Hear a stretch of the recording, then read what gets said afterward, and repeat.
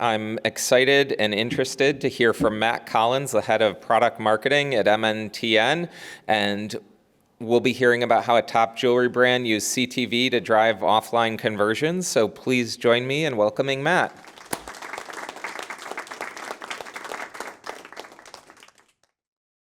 I am Matt Collins. I head up product marketing for Mountain, but my current job is not a product of a lifelong ambition. It will not shock, I think, most people here to know that when I was a kid, I did not imagine I'd be doing this one day. I know, stay in your seats. When I was a kid, I grew up the son of a guy who worked for General Motors for 31 years, and so I thought I'd be a car guy. And it was pretty easy for a teenage boy to fall in love with that product. And not only did I fall in love with the product, but that industry gave me my first jobs. My first ever summer job was working at a Cadillac car dealership in the parts department. And one of my very first jobs after college was selling new and used rides for a dealership, where I can tell you that for 2 years, I was the most average car salesperson that you are ever going to encounter. But what it taught me was a couple things, but certainly one of them was that retail's really hard. It's hard to be told no all day long and sort of tell yourself, well, if you get 2 out of 10 right, you're probably doing pretty well. And I also have come to appreciate the benefit of hindsight, especially in the context of what I'm going to talk about today. But boy, I wish I had this stuff. All the stuff that we're talking about way back in the day, it sure would have been a big help to me. So if you remember only one thing about today, other than I was a totally average car salesman, I hope it'll be that you come away convinced that connected TV advertising not only can drive sales in actual brick and mortar stores, which I think most people would not take that as and see that as a spicy take, but that it can be measured and provable, not just to your boss, but maybe to the CFO as well. So I've prepared for you some content that we'll get through relatively briskly. First, I'm going to outline why does this matter? Why should we care about brick and mortar sales so much in a world that seems to be drifting so heavily to e-commerce? I'll talk a bit about how my company, Mountain, MNTN is the sort of the shorthand for Mountain, how we support more foot traffic and more in-store sales and the innovations that have made that possible. And then I'll weave in a case study involving a national jewelry chain that has worked with us very recently. So, why does it matter? Because despite the pandemic and all of us sort of feeling comfortable ordering our tomatoes through delivery services, in real life shopping is massively bigger than e-commerce. 84% of US total retail sales in this country this year will be done in person. And that is a 6 trillion with a T number attached to it. So this is a huge market. And I'm not a troglodyte. I'm not going to tell you that e-commerce is going to go away or that it won't continue to eat into this number. But brick and mortar is not going anywhere. And I think we've all kind of coming out of the pandemic learned to appreciate what in real life experiences can be. Now, the challenge is if you're a marketer, though, and you have brick and mortar store locations, how do you prove that your media investment actually delivered foot traffic? It's one thing to just sort of have an observational moment to say, well, it seemed like foot traffic was up when we ran that commercial or we ran that ad, but how do you actually prove it? And how do you do it in a way that sort of goes beyond search and social? Well, that brings me to my company. So Mountain is a connected television advertising platform that's self-serve, that is built for performance marketers, and it works just like paid search and social to drive lower funnel outcomes. So here I'm talking about things like revenue, increased return on ad spend, more website visits, the kinds of things that matter to CMOs and CEOs and CFOs. And I suppose to the extent that we've entered the sort of the mainstream consciousness is because, and if you've heard of us before, even vaguely, it may be because our chief creative officer is Ryan Reynolds of Deadpool. July 26th is Deadpool 3. I was obligated to say that. Anyway, that's a bit about Mountain. We currently help retailers today, lots of retailers today, in a variety of different ways. I think it sort of starts with for many of them, we augment things they already do. Television for 83 years, the first TV ad aired on July 1st, 1941 in a New York Giants baseball game. And since then, it has been a big driver of top of funnel awareness, and it is, and we shouldn't stop using it for that. But advertisers use us to then complement that activity and drive a lower funnel outcome. And some of the unique things that they do with us that really help to make that possible, we help find customers for them. We're not just in the impression serving business, we're in the business of helping to create customers. We help them saturate local markets where they need to be able to be top of mind, always have mind share. And we help them when they might have a big e-commerce business that needs support in addition to a brick and mortar initiative. There are two keys then to how it is that advertisers in general, not just the mountain ones, but two key things that successful advertisers can do to drive a better result. And they are mastering audiences, doing a better job with audiences, and mastering creative. I'm going to talk a little bit about both of those. So when it comes to audiences, advertisers now expect a full array of how they can reach and convert customers. And it needs to go well beyond the sort of the blunt instrument of a Nielsen age gender demo. So some examples of the sort of expectations for audiences are affinity-based targeting. So being able to target people who love Hyundai or are yoga enthusiasts, or being able to reach customers defined by a radius that you might build around a specific location, or DMA targeting or zip code targeting, or being able to upload a customer list, a CRM customer list, to say either include these customers or exclude these customers. And all of those things are now certainly possible in platforms like Mountain, but others as well. Just this morning, though, we announced a very new way of thinking about audience building, and it's called Mountain Matched. And as the name suggests, Mountain Matched will match a brand and their campaign to customers who are most likely to love that brand and take action. And it works like this. First, a generative AI tool will analyze your website to determine what is it that you do, what do you sell, what do you offer, and then produces a list of keywords that describes your offering. An advertiser can go in and modify those keywords, take out ones that don't make sense to them, or add ones that they think do. And then an audience AI tool analyzes 99% of US households to determine, based on their shopping behavior, based on their browsing interests, and based on life events, so think like an impending move, to determine what are they likely to be in market for next.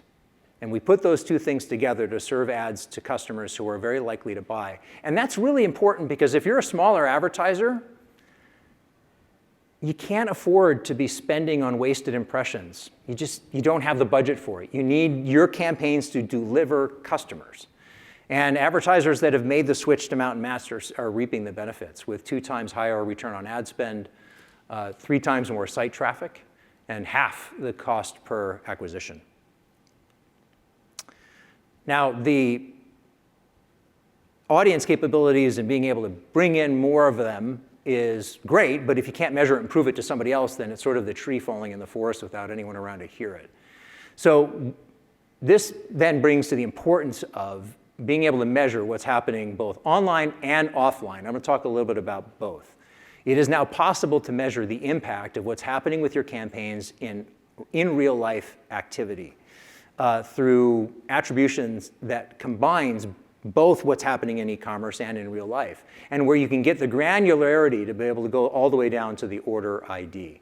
It's really important to then be able to take a step back and say, what's happening with my e-commerce contribution to performance? What's happening with my brick and mortar contribution? All of this is predicated on being able to have some point of view about how does e-commerce and how does advertising drive an actual result.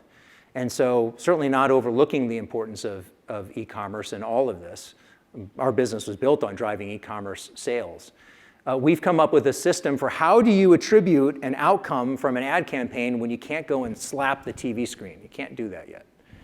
And so our system is called verified visits, and it's a fairly simple, straightforward proposition, a conservative one, I would say. The first is that an advertiser gets to set the attribution window, that gap of time between an ad exposure and an action where the advertiser says, you know what, I think I'm going to give credit to the ad for the action.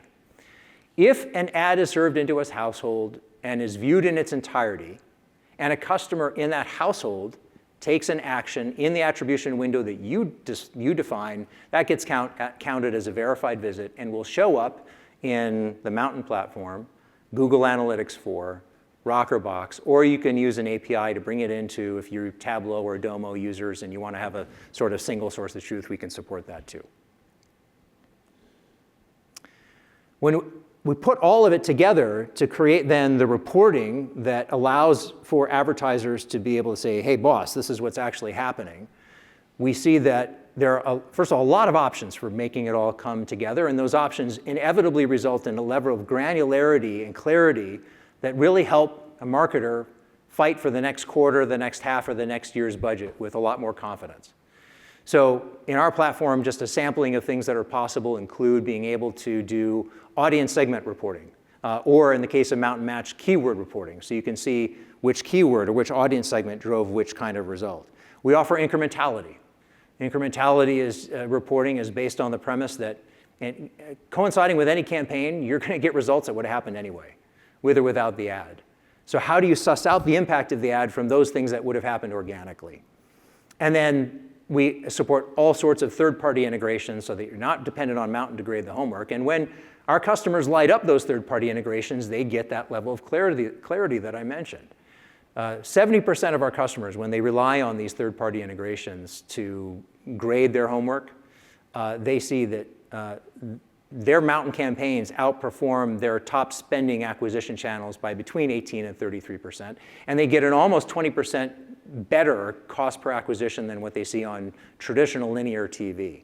They're seeing a 5x increase in website visits and an overall 82% improvement in their cost per acquisition. Again, with the benefit of being able to get proper measurement in place. So I want to transition over to a case study. So this is the one that it's on the title of this session. We worked and are working with a national jeweler, and they've been working with us for quite some time, actually, to drive e-commerce sales. They have both brick and mortar stores and e-commerce sales. They've been with us for a long time to drive e-commerce. They thought, again, this is not a hot take. They thought their ads, even their e-commerce ads, that had a .com in the call to action, were having some impact on store traffic, but they couldn't prove it. So they were one of our first customers for offline attribution, and they wanted to put this whole notion to the test. So they ended up running two different campaigns. One that was focused on a national campaign with a heavy e-commerce angle, because there are regions in the country where this jeweler does not have a presence. And then they ran a separate campaign with separate creative, specifically in areas where they did have stores, to encourage in-store action. And what they found when they pulled the curtain back and said, well, how'd we do? They found that overall their campaign exceeded their goals for return on ad spend by 100%.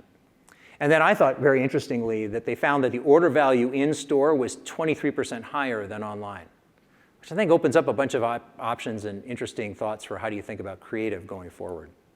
So all of this is sort of predicated on being able to keep up with creative needs. You know, if you're running creative for in-store, running creative for e-com, you might want to have a different creative strategy to drive a different kind of change in behavior. And the creative conversation can get uncomfortable for people because they know that, or they believe that it can cost a lot of money, it can take time, and all of those things can be true. So Mountain has come up with a couple of solutions that are meant to ease the journey into more creative to really satisfy a channel that needs it in connected television. And I'll say that 90% of Mountain customers have never been on TV before. So like the creative conversation and being on TV is a really big one. And it's one they need to solve before they can actually make it on. So we have two solutions for this. The first is a maker marketplace called QuickFrame that can either stand in place of an agency or work alongside a creative agency to generate creative to meet any number of different needs. If you have a TikTok video that you'd like to turn into landscape and format in 15 and 30 seconds, we have specialists who can edit for you. Or if you want to build an ad from scratch, they can do that entirely as well. We also have a service called Creative as a Subscription, where for simply the cost of media, you get creative built in. And so these are ways that are meant to lubricate the pathway into getting really, really great creative, more creative faster, so you can A/B test, quickly develop a creative practice that keeps up with your customers and keeps up with your business. So really, this is the last thing before I'll close up. But some best practices today that some of our advertisers are in the retail space are already doing. The first is they are aware that creative has an outsized impact on performance. In fact, I've seen a study that Nielsen Catalina did where it shows that 47% of all campaign success comes down to creative. 53% is like everything else, like recency, frequency, the channel that you use, et cetera. So getting creative right matters. And for them, that means making a great first impression, like in the first few seconds, having a persistent URL and a logo, having a compelling call to action and an offer if you can. Like putting all of that in matters. Measuring both online and offline together so that they get a complete picture. Even if the creative might lean more heavily towards an e-commerce outcome, being able to see it all results in overall better clarity on how campaigns are actually performing. Being always on, having an evergreen presence maintains mind share so that when customers are ready to buy, they'll think of you first. This is sort of classic 101 marketing stuff. But then being able to heavy up during periods when you might have a seasonal promotion is something that retailers are regularly doing, or where they're monitoring inventory to figure out what might they want to emphasize in their creative. So I'll leave you with these takeaways. Connected TV can be made to work like paid search and social if you're using the right tools. It's now possible to measure what's happening both online and offline and put them together. There are breakthroughs in audience targeting that go way beyond the old days of Nielsen to give you precision and avoid waste. And in measurement to give you and the CFO clarity on what's actually happening with your investment. Creative need not be a barrier anymore. There are creative solutions out there that can help you get on TV faster and more affordably than ever before. And there are brands already in the retail space who are putting all this together and making some magic happen. So I hope this was helpful. Thank you again for hanging on to the end. Here's me if you want to get a hold of me. And I wish you all a great night. Thank you so much for coming.